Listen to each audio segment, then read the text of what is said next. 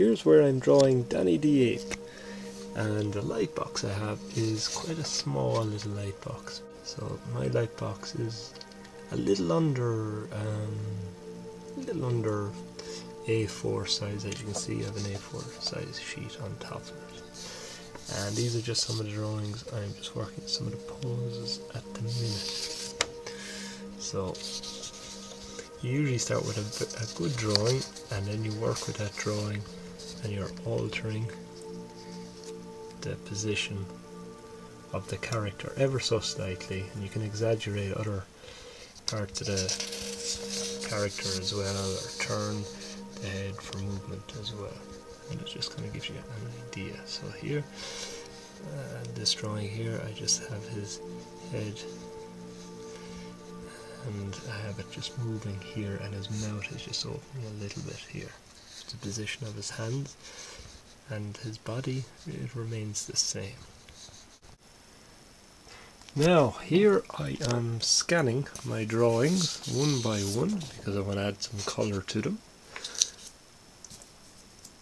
So I'm just scanning them through, and this is just to make it easier for me to be able to add colour to my drawings later. And then I can run an image sequence with them in Quicktime 7 Pro as well. Although you could use other programs like Monkey Jam is quite a good one for animation as well. When your drawings are scanned in, you can open an image sequence in Quicktime, as I'm doing here. I'm just looking at some of the drawings in my folder here that I've saved to, just to get an idea of how the character moves. And we're using 6 frames a second. It's a good way to test it, especially in Quicktime Pro or in Monkey Jam as well. I think it's 10 frames per second in Monkey Jam. So there we have it, nice little movement, nice and fluid enough. Okay.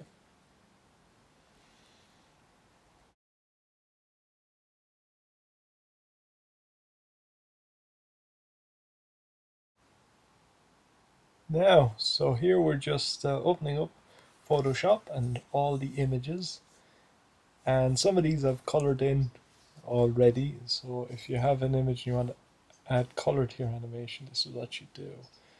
So I'm just going through the photos here just to give you a look at the color schemes and some of the poses here as well. So here's just a very brief look at them. Some of them have to be finished because sometimes when you're drawing with a pencil, the line will have a few breaks in it, so you have to go back and edit that as well.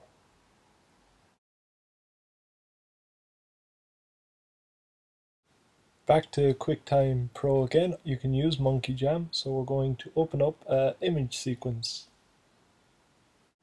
And the idea here is to see the drawings that I've coloured in Photoshop, that the sequences work quite well in it. So we're going to do 6 frames per second here. It'll work quite well for this. If you're doing longer, more detailed animation, you could go anywhere even up to 24 frames. So here we are, so we got a nice sequence, just showing you the colour in it.